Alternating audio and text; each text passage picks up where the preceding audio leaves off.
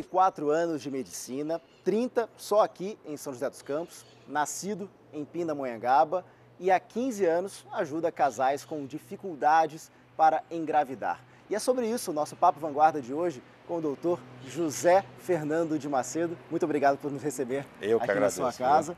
Doutor, vamos começar a nossa conversa falando sobre o que se pensa muito hoje. Várias pessoas dizem que cada vez mais está difícil, estão aparecendo casos de casais com dificuldade para engravidar.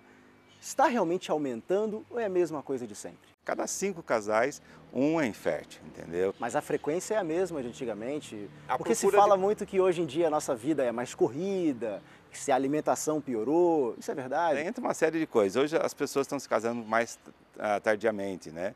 Então as pessoas primeiro preferem construir uma casa, estudar e depois pensar na constituição da sua prole, né? E quando eles vão dar conta disso, principalmente a mulher, que após os 35 anos, a produção de óvulos dela cai. E além de produzir um número menor de óvulos, essa qualidade de óvulo, ela geralmente 70% a 80% vem com alterações genéticas. A gente está acompanhando então na novela Fina Estampa, a novela das 9, a personagem da Júlia Lemertz, que não podia engravidar, o marido também não, e ela procurou a reprodução assistida. Mas a mim, pelo menos, assistindo a novela, me parece estranho, porque ela pegou, o óvulo não é dela e o espermatozoide não é do marido. Esse filho é dela? Do ponto de vista assim, legal, sim, ela vai ter um filho, tá certo? Agora... Ela está carregando essa criança. Ela está carregando. Mas vai ter os traços dela? Não, não vai ter nada dela, porque toda a parte genética é doada, tá? Tanto o óvulo é doado, tá certo? E o espermatozoide também não é do marido dela, né? Então, praticamente é um embrião doado, tá certo?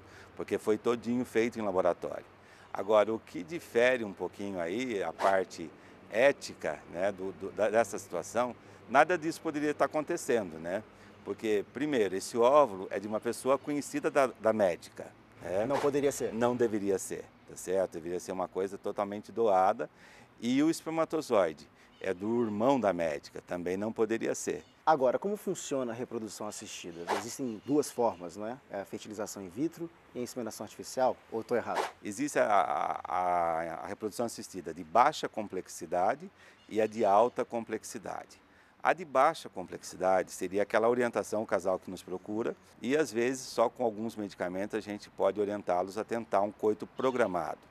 E a própria inseminação, às vezes a gente processa o sêmen, tá certo? E esse sêmen a gente vai acompanhando a paciente com a ultrassom através de uma ovulação, nós preparamos a paciente e injetamos o sêmen dentro da cavidade uterina. Então até essa fase é baixa complexidade. Depois nós entramos numa outra fase, que é a fertilização in vitro, que é onde você pega o óvulo, pulveriza espermatozoides, 50 a 100 mil espermatozoides em cima de cada óvulo, e por seleção natural um deles vai entrar. Hoje a chance de um casal levar um bebê para casa é 30% a 32%. A taxa de gravidez é de 40% a 60%, tá? Mas existem as perdas, né? Então, às vezes a pessoa engravida, perde, é a primeira vez que a pessoa engravidou, então entra na fase de risco de abortamento. Eu acho que é o direito do cidadão constituir a família. Esses tratamentos deveriam ser gratuitos, tá certo? E são caros. São caros. Em clínica privada, infelizmente, a clínica ela não consegue, não tem subsídios, entendeu? Existem algumas entidades, né, governamentais, mas se você chegar com 36, 37 anos num hospital do governo para fazer um tratamento, você já é descartado. Porque você já é um casal que já não teria tanta chance de engravidar. Então eles vão dar chance para outros, porque você vai ter que usar mais remédio, o seu custo vai ser maior. Então... Pois é, e o custo? Quanto é? O custo ele é muito variável, né? É muito difícil falar em custo exato. Às vezes você faz uma dosagem hormonal do paciente, tá certo? E a dosagem hormonal do paciente está muito ruim. A quantidade de droga a ser usada é muito alta. Então o custo dele é maior, né? Então assim, mas pode se variar mais ou menos em R$8.000 até uns 40 mil, 50 mil reais. Depende, se o paciente engravidar na primeira, tá certo?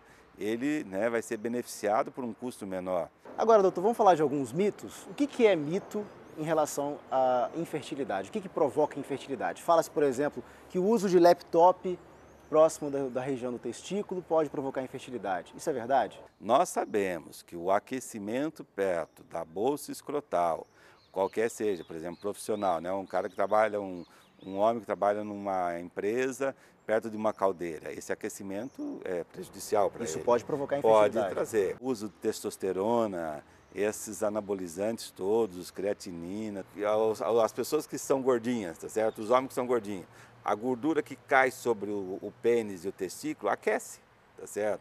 Então a obesidade traz um prejuízo. O ideal é a pessoa ser sarada, fazer ginástica, não ser obesa, fazer uma alimentação adequada, comer bastante frutas que tem bastante antioxidantes, tá certo? Dormir 8 horas por dia, não ter dívida, não ter preocupação. Ou então vou procurar a reprodução assistida, né? Vou procurar a reprodução assistida, né? É muita coisa. É muita coisa, né? Lógico, a gente sabe que tem milhões de pessoas que têm uma vida estressada, que tem problemas, que é obeso, que tem uma vida totalmente assim alterada, tá certo? Do ponto de vista tanto de comportamento como de alimentação, e tem não sei quantos filhos. Nós estamos falando para aqueles casais que já têm uma dificuldade. O senhor me falou até que, dependendo da prática de atividade física, né, por exemplo, o ciclismo pode provocar infertilidade, dependendo lógico, da quantidade de vezes que você Isso. pedala? Pode, realmente, porque a pessoa fica sentada em cima de uma bicicleta, não sei quantas horas por dia. Aquece. Aquece a bolsa escrotal e, se ele tiver uma certa dificuldade, vai facilitar para que ele dificulte muito mais. Levantamento entendeu? de peso. Levantamento de peso. Cada vez que você levanta o peso, o seu testículo chega perto do seu corpo, tá certo? Então, isso aí faz um aquecimento também da bolsa escrotal. Ou seja, o ideal é procurar outro tipo de atividade física. A atividade física, você pode fazer hipertrofia de músculo com pesos baixos e aumentar o número de repetições, tá certo? Então, você faz baixo peso e aumenta o número de repetições. Então, né, tem como condicionar a sua vida esportiva, social, profissional, dentro da sua situação de vida, né, qualidade de vida.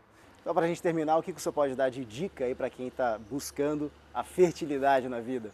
Procure o quanto antes, tá certo? Faça um check-up reprodutivo, mesmo sendo solteiro, mesmo, né, que pense em ter um filho.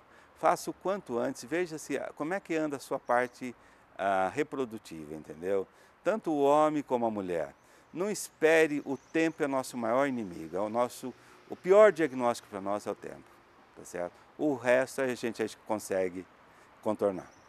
Doutor, muito obrigado pela entrevista, viu? E parabéns pelo seu trabalho perpetuando a espécie no planeta Terra. Muito obrigado. Muito obrigado. Viu? E você continue com o Papo Vanguarda.